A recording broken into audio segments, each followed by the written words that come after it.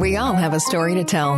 Let's tell yours. Welcome to the Intellectual People Podcast with your host, Jason. Come together and listen to journey stories and more from interesting people. Welcome your host, Jason.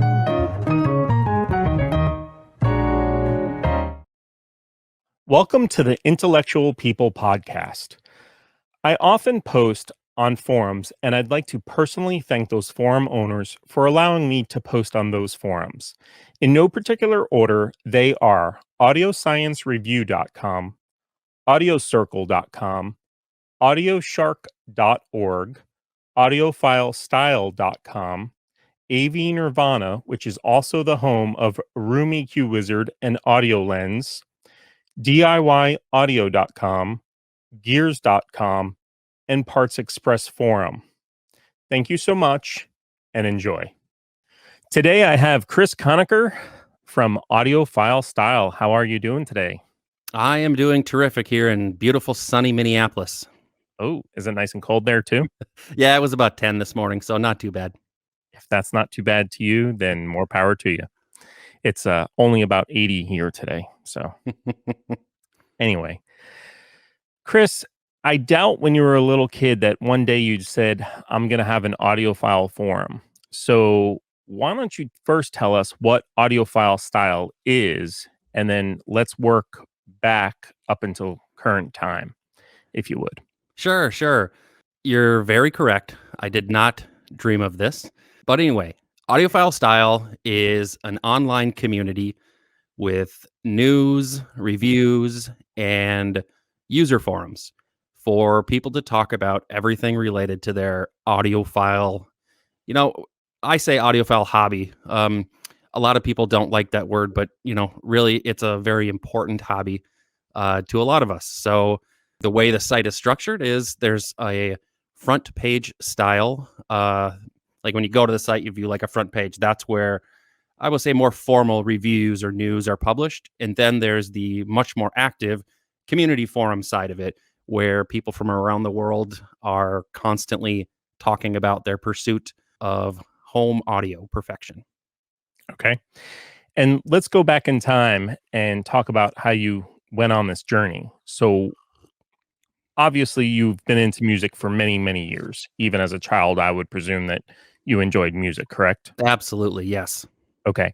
So early on, when you were growing up as a teenager, did you have an interest in computers? Yes and no.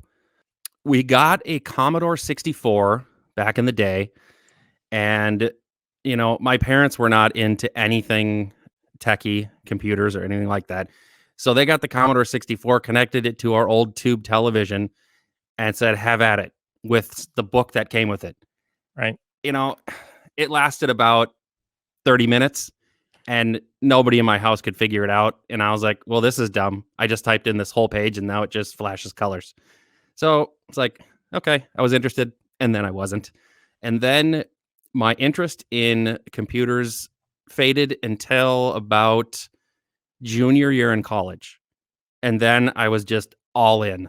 I was like, there's no stopping. I was just like obsessed with learning everything I could and just went from there. So were you a coder back in college then mainly, or more into the infrastructure? So in college, I was way into the infrastructure. That to me came easier, and it was pretty easy to teach myself up to a certain level before I needed to get more advanced, not specific, what's the word I'm looking for, more professional training. Okay. So that was my first entry into it.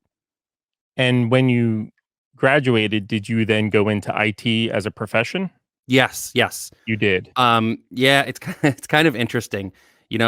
On some of your other episodes, you talk about career changes or paths and stuff that you don't think of. Yep. In college, I wanted to be a U.S. Marshal.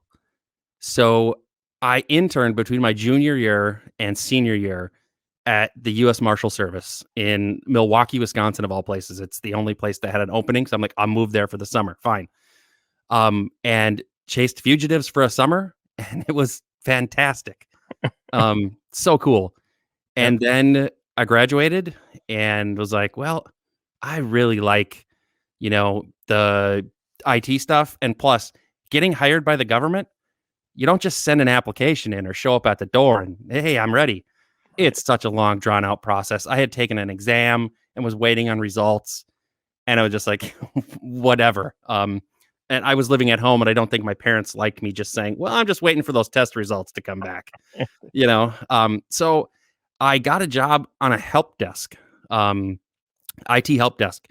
And that's kind of how it started. And then while that was happening, I went and got a bunch of certifications, just to kind of like show them that, hey, I can do this. And now it's official that I can do this. And I want to move up and, that kind of thing. Understood. I have to ask, what is the best story you have as an IT help desk person that you can tell us?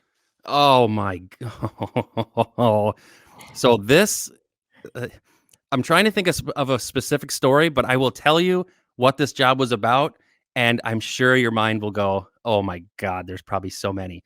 The specific help desk that I was on was I worked at Regis Corporation, which was at the time the world's largest hair care company. They owned salons all over the world. This help desk was, oh, and let me say, all of the salons had a DOS computer in them. This help desk was for stylists to call in with their computer problems. And I have nothing against stylists. Everybody has their own specialty. I couldn't cut hair if my life depended on it. At the time, they were not skilled in computers and the systems they had. So all the calls I took were from stylists with problems with their computers. It was, oh my gosh, it was quite an experience. Fortunately, there was an opening within like 6 months that I started, and I got that to move on. But it was quite an experience. And I wish I spoke other languages, because some of them would call in and speaking another language, and we would try to, work it out what was going on because nobody where I was there who could speak. Oh my gosh. It was a great first job out of college, though. Did you learn a lot from it? The most stuff I learned from that was relating to people and realizing that, I don't know if you've ever seen the old Saturday Night Live skit with the guy named Nick Burns, would show up at your computer. He was the tech guy and you would start talking. And he would go, move. This was, you kind of have that mindset until you start dealing with real people. Okay. And it was good to have them call in and be like, slow down. You're going way too fast. And it's like a reality check. Everybody doesn't live in whatever world you're in, no matter what, world that is. Relatable experience, right? Mm-hmm. And still to this day, I would imagine it's relatable with many different personalities online behind a computer. Absolutely. 100%. Yes. It's amazing how prior experience still helps, right? After all the years. Yes, completely. And I still think about things some old bosses have said over the years and be like, God, at the time, I was like, whatever, that's so stupid. But now I'm like, all right, maybe he was onto something. Yep. So after that job, where did you go? So I stayed within the company and I moved up to an internal, it wasn't necessarily help desk. It was more of a computer support role. Okay. Where I just the home office is here in Minneapolis, and there was roughly 500 people at the time. And I just did that all day, every day. People calling, I can't do this, I can't do that. Just more of a traditional help desk role. And that was, and at the same time, I'm still, it's like, do that for my normal job. And then when I get home, it's constant. How do I improve my skills? How do I get better? Because let's be honest, this computer support thing, it can't last that long. This isn't fun. And you can get burned out because you always work with some people who, I don't want to say don't pull their weight, but just have different priorities and like to do a couple of things in the time you do 10. And I just got burned out. I would have a page full of people calling me direct instead of into like, the normal number where they get all fanned out. Right. I was just like, oh man, this isn't fun. But I learned a whole bunch. And from that, and I was doing that position for about a year. Okay. And then from that position, did you stay within the company? Yeah. I stayed within the company, and the reason why I stayed, and I was young, so there was I had no loyalty to any company, and I was like, who's ever going to pay me the most money is where I'm going. Right. That's just my mindset at the time. Sure. Um, but I stayed at the company because of the people. My boss was awesome, and the people I worked with were awesome as well, and that's the only reason. I didn't get paid more than I would if I would have left, but was like, okay, I didn't really process it at the time, like, the money not worth it, it's better. I just was like, yeah, whatever, I'll stay here. Um, so then I started in a network support role, um, which was I finally got to stop interfacing with end users and just interface with the network design team, um, which was much more fun. Yep. And that's where I really started to learn how to do, the stuff I really wanted to do, switches, routers, firewalls, stuff like that. But it was still just kind of like a support role. And the guys were like, okay, here's what you're going to do next. It was no decide what you want to do. Right. And that lasted probably 8 or 9 months there in that position. And then you left the company? No. Wow. Fortunately, um, a guy above me left, and I from there I went into my last role with them.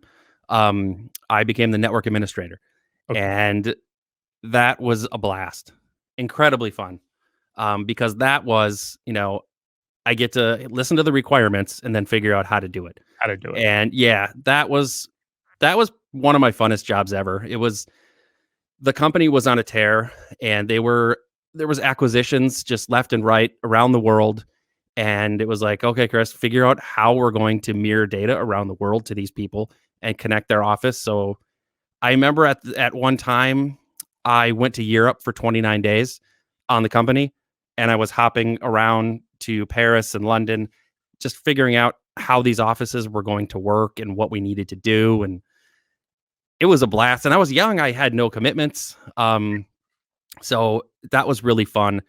And the stuff that I got to learn then was stuff that I still use today, not necessarily with specific technologies. Like, sure, I configured an EMC symmetrics to mirror data between Minneapolis and Salt Lake City. That was shortly after 9/11, because everybody was like, if our data goes at this location, we got to be, mirrored somewhere else. So we did that, set up, switch from like a Cisco PIX firewall to a checkpoint firewall. It wasn't specifically the technologies that stay with me, it's the concepts. And that is invaluable. So, would you say that that experience at that job is probably the one defining moment that really propelled you to where you're at today? Yes, and in an interesting way, because after being a network administrator for about a year, I was talking to a guy I worked with, and like, I think I'll be able to master all of this and really know it all pretty quickly. And he goes, no, you will never master this. But what you need to know is you can figure it out. And to me, that's been the best advice I've ever received. The guy who gave it to me, it was just like off the cuff. It wasn't, I'm going to give this guy some good advice. But that is with me till today. If something happens like anywhere for anything I'm using, I'm like, well, I'll just figure it out. Right. Or people will ask me, what should I do for this? Is that your skill set? Do you know it? I'm like, well, I'll figure it out. Right. And that's the best advice I ever got. It's good advice. You left there, and then what? Yeah. So I left there and went to law school, of all things. Wow, I had no Yeah. idea. Yeah. In college, I absolutely loved constitutional law, criminal law. I loved it. Okay. And thought, okay, there's going to be a whole bunch of tech law stuff coming up. So this was about 2005. Okay. And I thought, oh, this will be good because I can use both the things I love Yeah. and get on with it. No, that sucked. What sucked about it? What did you not like? uh, I figured out that being a lawyer is the last thing I want to do. I thought I could go get a law degree and do something kind of around it, not Sure. necessarily be an attorney. And it's like if you want to be a little unorthodox, that's a tough field to be unorthodox. Everybody's white shirt, black tie. This is how it's done. Long history. This is, I was like, you know what? And I'm also way more entrepreneurial than the guys I was in school with. Like, I was in school with one guy who he ended up being in Congress in Minnesota, but that's what he wanted to do. But he goes, I absolutely love the rules and how to get around the rules and write the rules. I was just like, oh my God, not me. I just want to know what the rules are, and then I'm just going to go. So I was much more entrepreneurial. But the one thing I got out of law school that continues to help me today was how to write. And I am no expert on writing.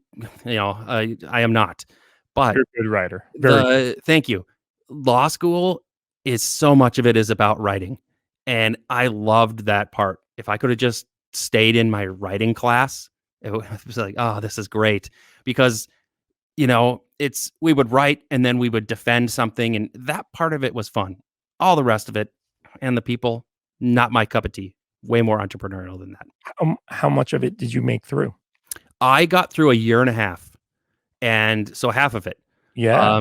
And it was like, it's all downhill from here. The first year's terrible. Second year, you work a lot, whatever. And the third year's easy. But Right. after a year and a half, I really was just like, you know what? I didn't like it over the summer between the first and second year. I was like, I'm going to stick this out. I quit my job to do this. So I'm going to stick it out. And I was just like, you know what? I'm done. This has already cost me like 150 grand. So I don't want to tack on another 150,000 to this bill. And figure out that I don't like it in another 1.5 years. So then I was out. And from there, I went to Ameriprise Financial in IT. Do you regret not having a law degree today after all the years looking back on it? Absolutely not. No. Nope. Okay.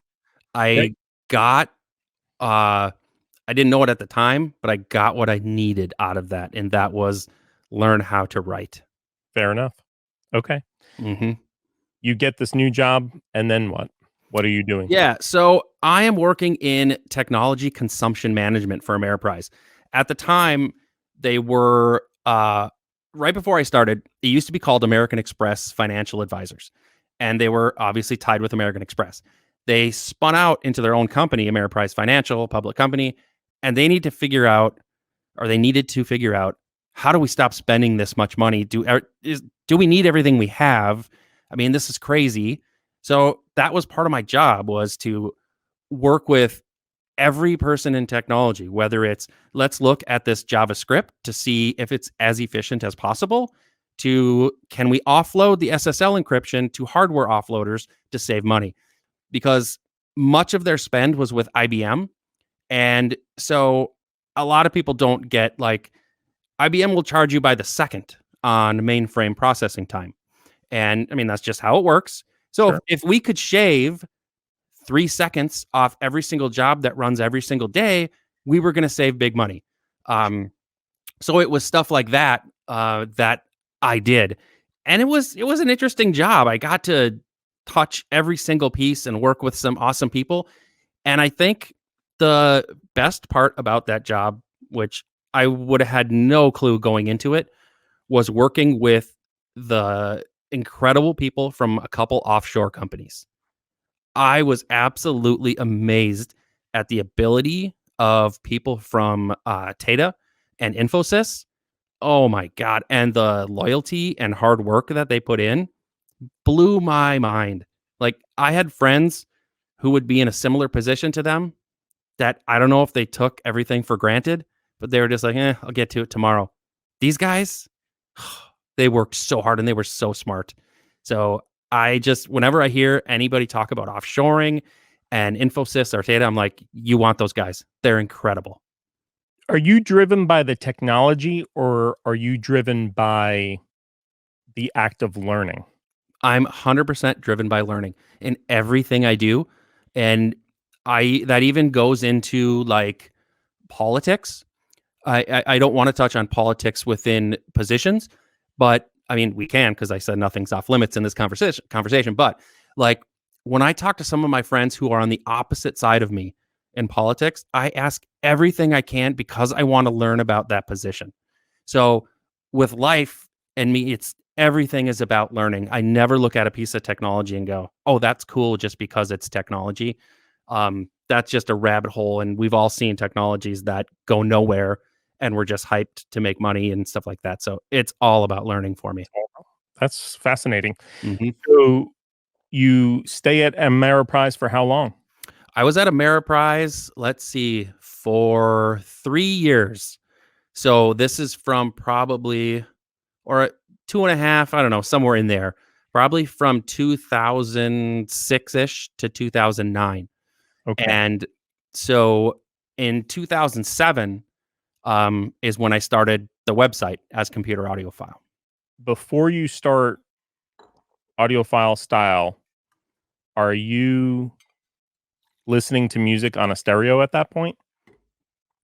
So at that point, so during law school, I found a tiny apartment that was somewhat close to school, stayed there, and then I was still there or actually no, I met my current wife, my only wife, but current wife too. I met her and we moved into a duplex, somewhat close, and I had sold all of my stereo stuff. There was no room. I had some headphones, but I hated it.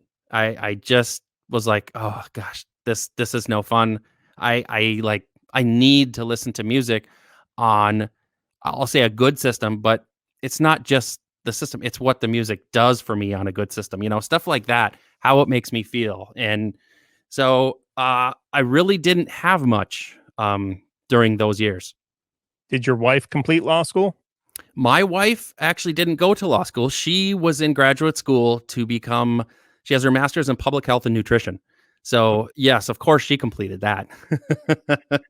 She's the smarter of us. So, I thought maybe you met her in law school. no, fortunately not. Okay. All right. So you're really into audio or you're really into music is really what it is, Yeah. right? Yes. And for the people that don't know, and we'll get into the why soon, you started a website called Computer Audiophile. How did that come about?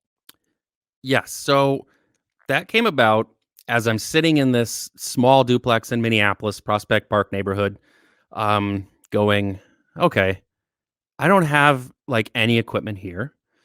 I should probably put my CDs, the physical discs, on my computer or rip them or do whatever. And I started researching and I'm like, I just want to use my computer for playback. I don't want a CD player. I'm not going to go out and buy one in 2007 or 6, whatever that was, probably early 2007. And I started looking for information and I couldn't find anything. Or I would find something in a nook and cranny of the web somewhere. And I was just like, oh my God, if I'm struggling to do this and I'm tech savvy, how is Joe Sixpack going to do this? Right. And Joe Sixpack doesn't want to know all this, but he wants to get into it. And I was like, okay, let me see what I could do. Maybe I could start my own website. Oh, that'd be kind of cool. Um, so I started looking into content management systems, CMS platforms. And I thought, oh, these are pretty simple. There's nothing to this. You can download the free one or pay a couple of bucks to get a better one. And from then, I mean, I remember telling my wife, hey, I think I'm going to do this. She goes, yeah, okay. I mean, it's just like, nothing big. Because sure, Right. I had probably had a bunch of ideas. My mind works in entrepreneurial ways. I mean, not that that's good or bad. It just does. So I have ideas and I talk to her about them. And she probably thought, just another idea. Okay. So you start at computeraudiophile.com, which today is audiophilestyle.com. And we're going to talk about why the name changed later. So you started really just for yourself, is what your thought was, correct? Yeah, I started mainly. So I look at it this way, and I still look at it this way. And people should take this in the spirit in which it's intended. Is I write for myself, and I hope other people like it. I cannot write to try to please a portion of the audience. I cannot write or research or do anything to try and please other people. It's all for myself, not necessarily, I mean, not in some narcissistic or conceited way, but I'm like, if I'm interested in something, then I will do the best I can at it. If somebody says, hey, write about this new turntable cartridge, oh, God, I would have no interest. So it's all so started to write for myself. And at the time I thought, okay, to make this last, I want to also have a user forum because the traffic that you can get with main articles and a user forum combined far greater than is if I just write articles or if I just do the user forum, stuff like that. So that was kind of going through my head when I started it. And so it started on November 20th, 2007. So that's happens to be my birthday. Thought, well, this is as good a day as any to just, push the live button and see what happens. What's the worst that can happen? And so I would go to Ameriprise during the day, do IT work, come home and work just as many hours at night on the website. And that's kind of how it works for most people who want to start their own thing. Is if you're not independently wealthy, you got to have a main job and your second gig. Were you writing your articles mainly because you learn and you immerse yourself best when you write? Did you find that by writing about whatever subject you were writing about, it helped you process what you have learned and you wanted to put it on paper for yourself, basically, and then others to enjoy, hopefully? Yeah, absolutely. It's kind of like the thing, if you teach somebody else something, you understand it way better. So I would go into something like I wrote this thing called like the CD ripping methodology and strategy. It was just this huge, long, manifesto of here's what you should do. But that really started for myself. How do I want to do this? And the ones I've done, did I do it right? And I figured if I can write something super detailed and do all of the research, that's going to be a good document. Other people will probably want to read it. If I was just surfing the web to figure out how best can I rip these CDs, stuff's going to go in and out of my head and I'm going to forget half of it. And maybe I'll take a few nuggets and then I'll have to go back and read 3 months later when I figure out I did it wrong. So yes, completely. How long did it take you to get some sort of following once you hit that live button? Yeah. So I remember the first day, of course, it was my mom and my wife. So I had two people. Yep. After the first 30 days, I was so excited. I had 90 people who had signed up for the site. And I was like, oh, this is cool. Maybe this is something, like a whole 90 people. I mean, it was 88 more than I thought I would have. Right. So, yeah. So the first 30 days that I think seeing that was kind of like, it gives you a boost to confidence. It's like you shouldn't look for external validation. Obviously, it wasn't like I needed that validation of my concept, Sure. but it was like, these people agree with me that this is a topic that needs or a subject matter thing that needs to be filled, a void. How many members is audiophilestyle.com today? Oh my gosh. So there's probably, here's how it works. There's probably 100,000 people who actually have accounts, but Right. less than 1% of people actually have accounts and post. So most people are just drive by. They'll find us via Google looking for a product review or, shit, this stopped working. How do I fix it? Stuff like that. Right. And they just read. And, there's a lot of introverts who don't want to get involved with an online conversation. And I completely get that. I got an email through the contact us page, I think 2 days ago from a professor at a major university who said, I have these questions. They're related to a front page article, but there's no way I'm going to post this even under a pseudonym, anonymous, whatever. I just can't do it. I don't like user forums and comments, and I'm like, I totally get it. So I posted that for him. And we'll see how it works. That's what I usually do, is just say, hey, this just came in. I'll post it anonymously.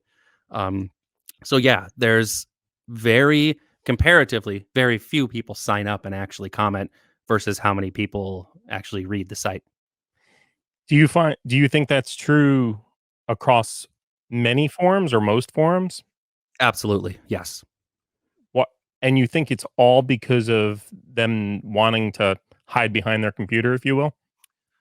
Well, there's, I hate to pigeonhole everybody into the same Sure. thing, but say a lot of the people that I know, um, who I've worked with. So kind of an offshoot is I will get called by, say, like an audio dealer he has a customer who needs a new network or something, and it's got to work for audio. So I will consult to an audio dealer and say, okay, this is what we should do. We'll do this system and I'll configure it and I'll fly there. We'll set it up and we'll get it working. And so I've done that all over the world, and everyone I've met has never commented on a website. So there's just a lot of people that, whether it's time, they just don't have the time. A lot of them think they don't have the skills. Like, what am I going to add to this? Right. These guys are way smarter than I am. So there's just a number of reasons why people don't. And I get it. Do you? You really do get it?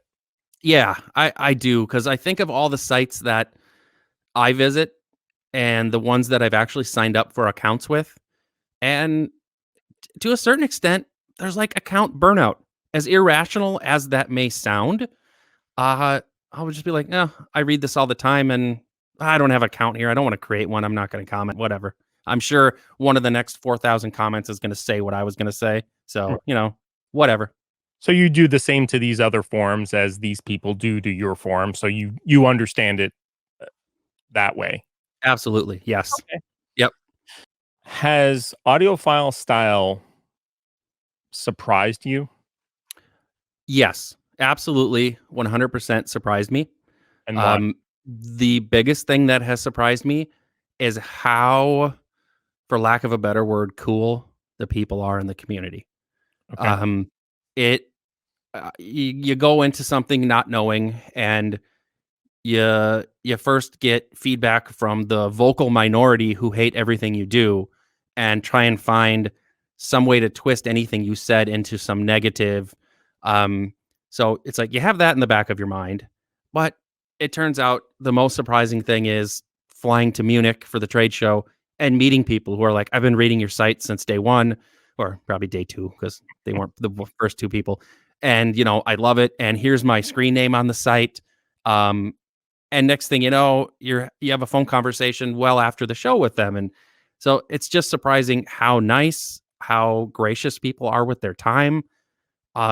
It's really a testament to people all over the world, generally good people. Right. And I think that's something really important here is to remember, even with so much negativity throughout the world in all places, that there really are some great people, and the majority are great people, right? And you Yes, experience that firsthand daily. absolutely. Every single day. Um, it's, and I find a lot of the problems that come up are all about communication. And, we're in almost every country in the world. We even had somebody from Iran the other day. Like, okay, interesting, but not many from there.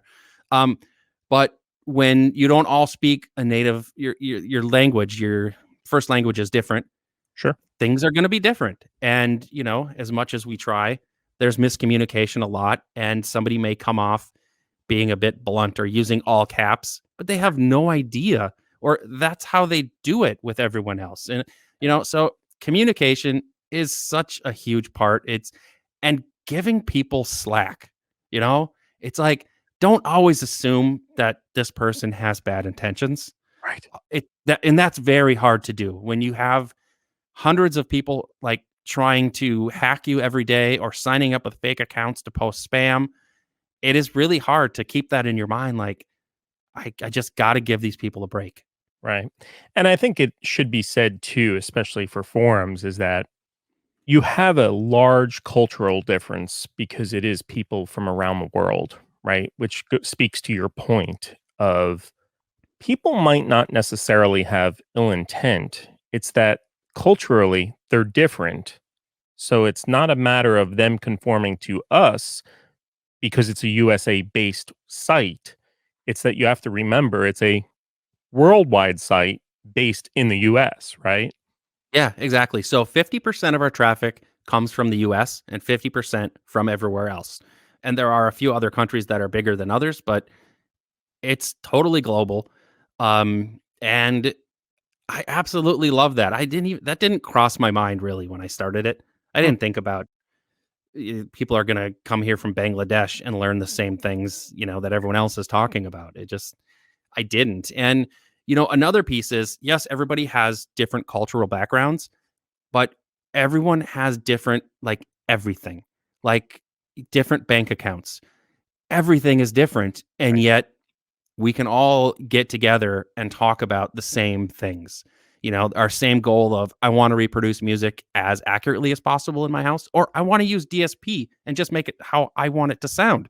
right, And this audiophile journey that a lot of us are on, it is not a thing just for people that can afford the best things in life. It definitely is not. I mean, I think when I started my audiophile journey, $500 speakers was, whew, that was rich for me.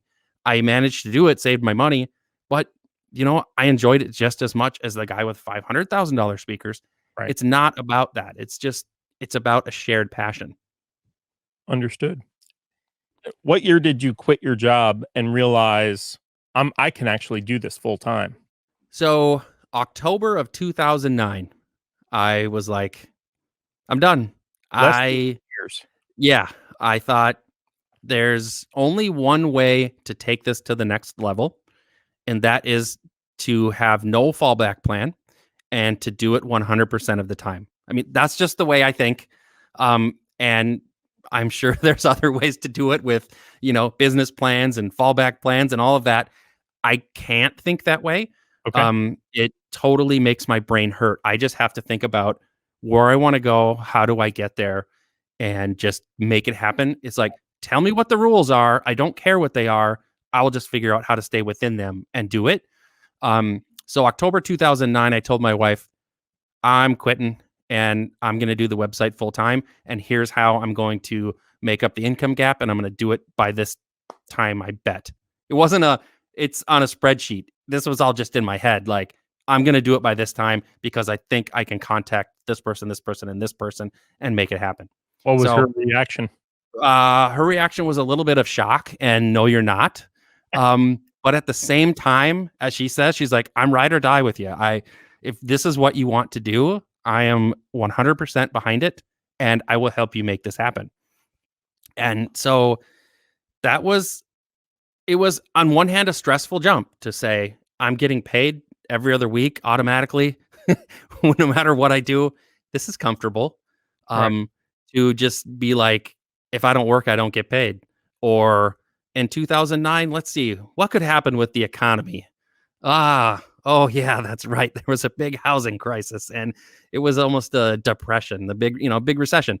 So it was tough. It was stressful, but I also have a way of just not thinking about that kind of stuff. And sure, it's detrimental sometimes, but it's beneficial in terms of starting business. In a way, it's naivete of just like, that's not going to affect me. I'm going to do this, whatever. It obviously has worked out very well for you. And I don't want to get into the financial aspects because that's not any of our business. Can you tell us how you provide this to be your full-time job? Yeah, absolutely. Um, so 95% of the income for the website comes from advertising. And that advertising is sold directly. So if people aren't familiar with how advertising models work, is you can work with third parties who will find advertisers that'll advertise on you or advertise with you. Or you can use something like Google AdSense, is just put a piece of code in your website and then Google's going to serve you ads. Those models, if you want to do this full time, absolutely do not work because you're going to get pennies on the dollar. And it's like, okay, I just gave you thousands and thousands of clicks and I got pennies. Not a chance. I ran Google ads probably for 30 days on the first year of the site and was like, nah, this doesn't work. I need a different model. I need something better. So 95% of the income comes through direct sales. So that's me talking to manufacturers, software developers, whoever, and saying, here's what we have. If you're interested, here's what it costs, and so be it. The other 5% of the income from the site comes from, I'll say 4.999% comes from consulting gigs of users calling me up saying, can I hire you to help me with something? Or most of the time it's dealers. I work with a couple of dealers in California a lot about projects they're working on. And most of that's from the network side on how do we get this to work? They're still using an old Sulu system and this just does not work. We need somebody to fix the network. So that's what I do. And then the last 0.00001% of income comes from people who subscribe to the site. And in and of itself, this is a very fascinating topic, at least to me as a publisher. I give people the ability to pay $4.99 a month or $50 a year to browse the site without seeing ads. And it's, if I would have done that 10 years ago, people would have said, you're kidding me. Information is free. All of that. Now there's a lot of people that are, nice enough. And if people are giving me money, I have to give them something back for that. There's no way I'm taking some Patreon donations or stuff like that. I have to give people something. And it's the same way with articles that I write. If you're giving me your time, I have to give you something for that. There's nothing that makes me madder than if I read something and I just got a word salad and it didn't tell me anything. Some people are fine with that. That's okay. It's not me. I have to give something for people's time. So yeah, we have subscribers who subscribe to the site. It's fantastic. And I think the experience on the site without ads is way faster and better. But yeah, that's how the income works. Is that pricing model of $50 a year for somebody, is it safe to say then that is basically what you would get, what that user is worth, if you will? So they're supplementing $50 up front rather than having ads, clicking through ads? Absolutely not. It's not related one-to-one at all. Okay. I just looked at it and said, what would I pay if I was browsing a site? What's reasonable? What do I think people will pay? And let's try it and see if it works. Got it. Yeah, I'm much more, I to get into the analytical side and try and tie that, I can't do it. I'm like, let's do it. I hate to even, I'm not a fan of Facebook, but I do like to move fast and break things. Sure. It's just the way my brain works. Understood. Where does audiophilestyle.com go from here? Yeah, from here, it's an interesting world. Like 10 years ago, I would have thought that my competition is other hi-fi sites. Now, completely not. My competition is the tech giants, Facebook and Google, and Google's other properties like YouTube, stuff like that. So to counter that, it's you can't compete like one-to-one and think you're going to beat them. Like, so if I go headlong into video, and I only publish video on my website, there's going to be, those people will see it, but if I do it on YouTube, it's going to be much more massive. But so it's like I'm fighting YouTube. And then I've had people say, why don't you post videos to YouTube? And then at the end, tell them, okay, come join me back on my website. Right. I'm like, you don't understand how technology works in that I'm competing with Google for eyeballs. They have this big screen with other videos that are going to entice the person to stay. They make money if you stay. And yet here's me going, come on over to my website. Forget this experience where you don't have to think and it's just presented to you. So no, that doesn't work. So I, speaking of video, it's like, I'm not an actor. I'm not really a fan of it. That's just me. So I decided to start the podcast up again. I did this back in, I want to say 2009. I started a podcast and nobody, in quotes, was ready to listen to a podcast back then. They just weren't. I mean, I'm sure a fair amount of the listeners to this and people watching are be like, I was listening. Yes, you were, but nobody else was. So I didn't like recording it for nobody. And recording a podcast, yes, I do it for myself and hope others like it. But it's a weird thing to spend so much time for no return on it, in other words. So yeah, the future is absolutely staying, at writing reviews, working on the community and all of that kind of stuff, but supplementing with a podcast, which is like a different avenue. And I don't look at podcasting itself as a moneymaker. That podcasting, it's totally a different thing that's going to bring an audience or get an audience to listen to hi-fi. There's all kinds of other ancillary things related to it, because you can only sell so much advertising on a podcast before you piss listeners off. I know I can't stand most of it. So, you certainly, unless you're Joe Rogan, making a living off just podcasting is very, very tough. Sure. I also think that what you're going to do, and you've already done with your first few episodes that I've listened to, is that you really humanize the people behind the company, which is so important because we're now in a world where we want that personal connection. A majority of us want that personal connection with people, right? And with a company, when you're spending, it could be hundreds or tens of thousands of dollars for audio gear, it's really nice to hear the designer's thoughts and his process about that gear, and it humanizes them, which I think is great as well.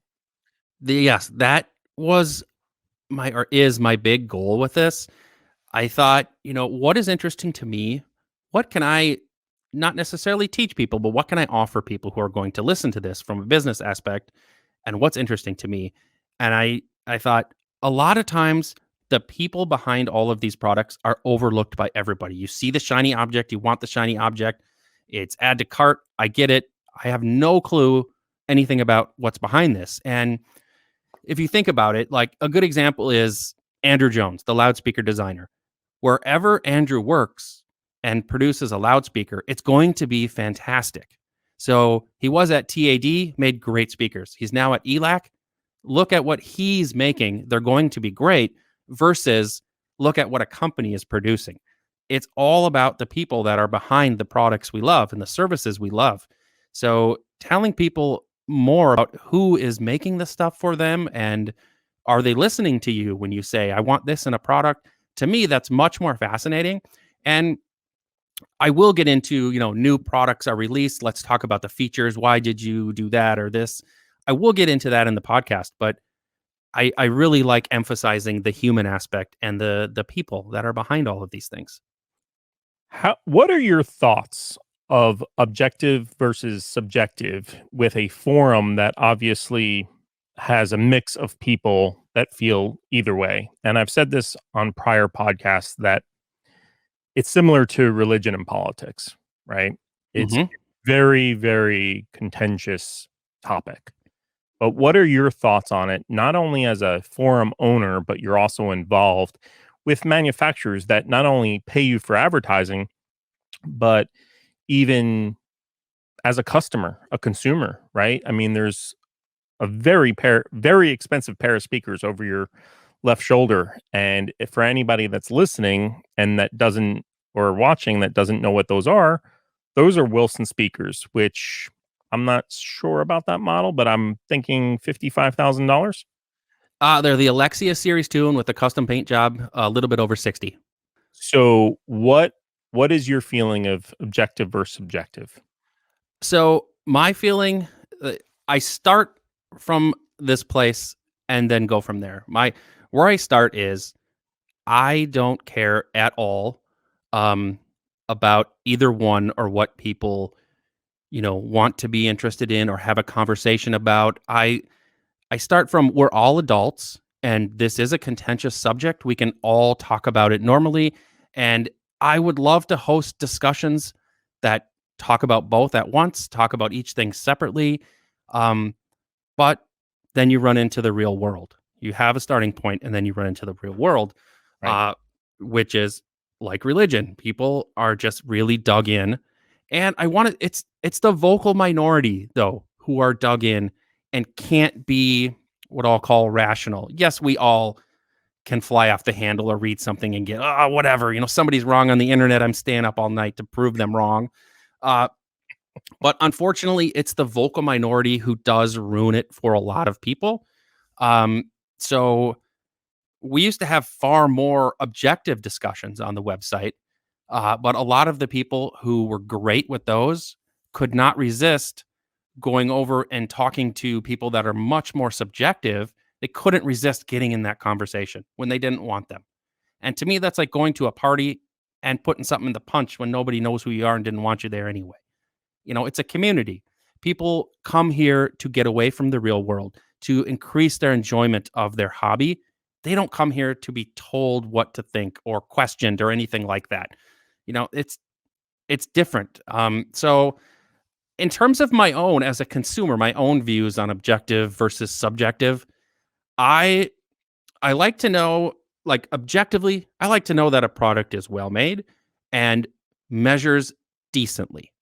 I if I saw a product that measured absolutely so terrible it shouldn't ever got off the engineering page, then that's a red flag for me. I don't like that. I would never buy that. Okay.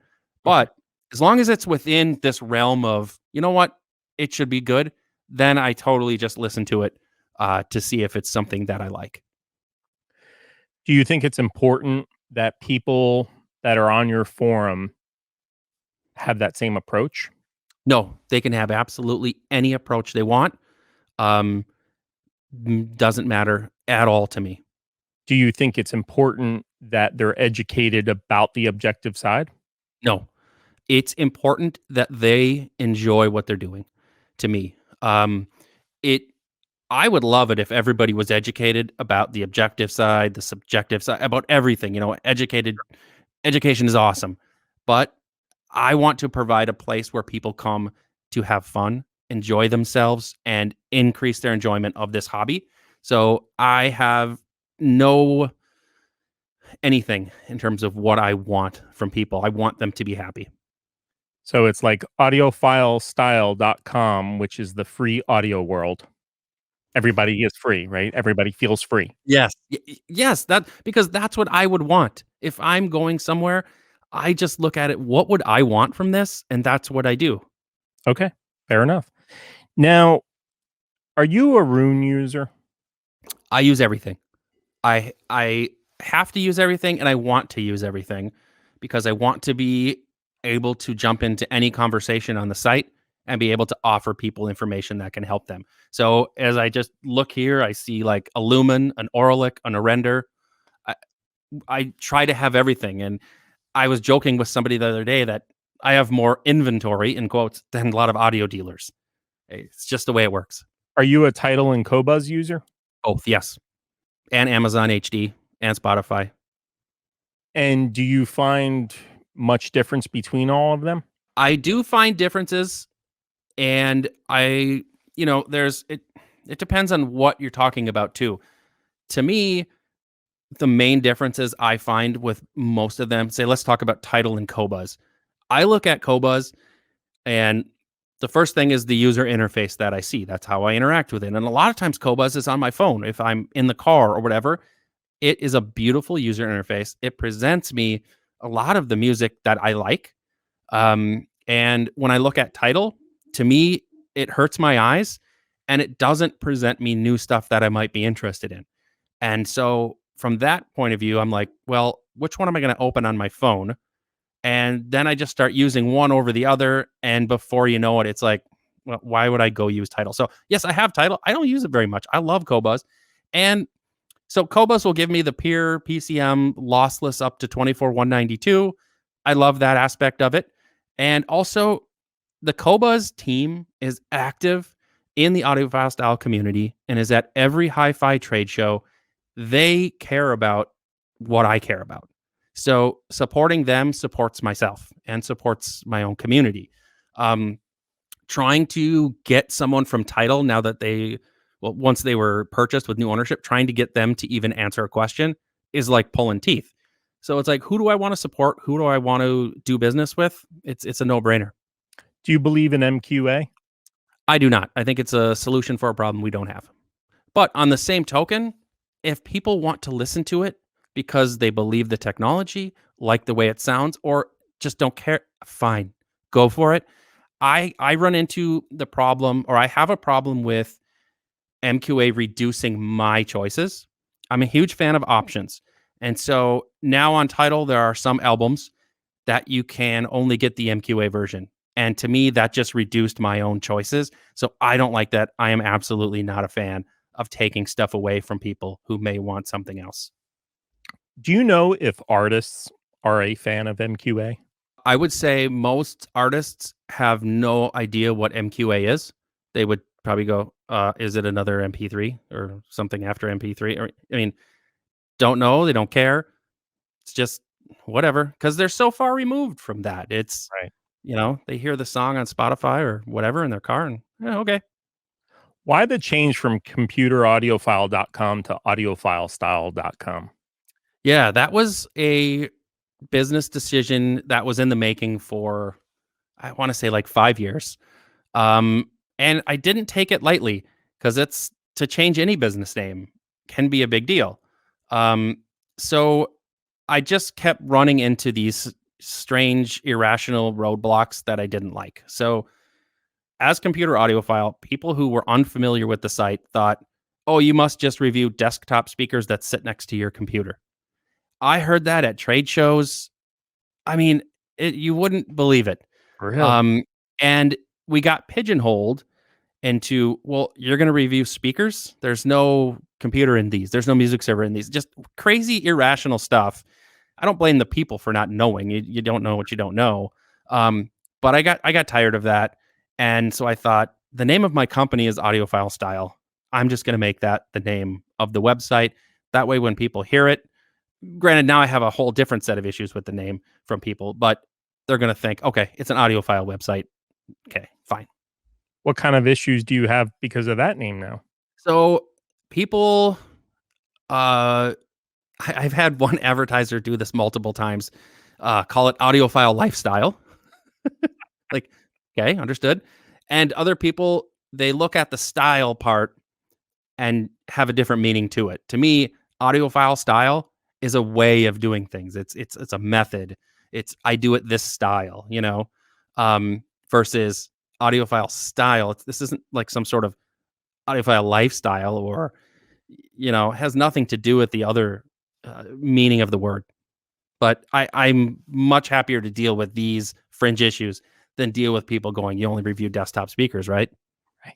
So we don't have another name change coming. Oh God, no! I'm never doing that again. That was painful. Most painful because of Google. And that was the issue, huh?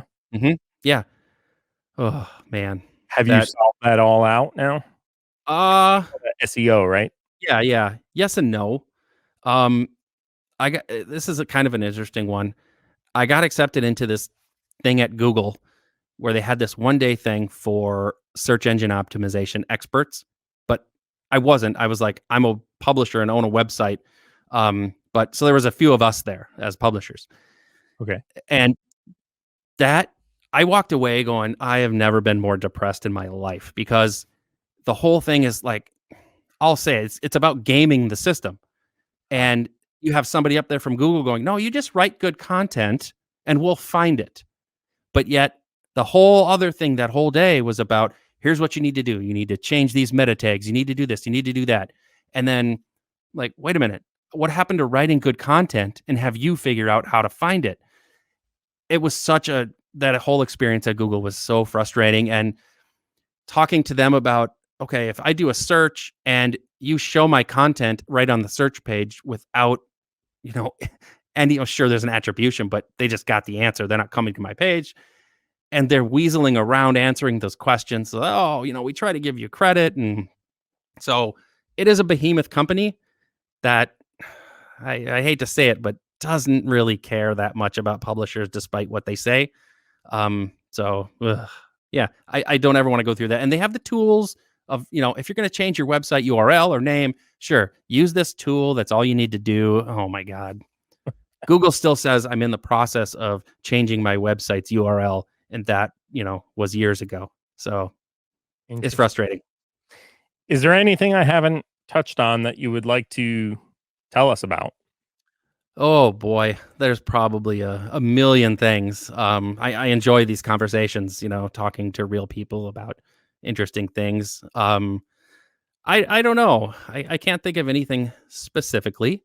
But I think just, I'm very, very grateful to all the people in the Audiophile Style community for all the time they spend helping people, for maybe gain, maybe not gain, but just to help people and coming out there to have conversations. It's a fantastic community. Without them, the site would not be here at all. Thank you so much. And Chris, for the people listening, would you mind explaining what your system is? So Wilson Audio Alexia Series 2 loudspeakers, and those are connected via transparent audio reference speaker cable.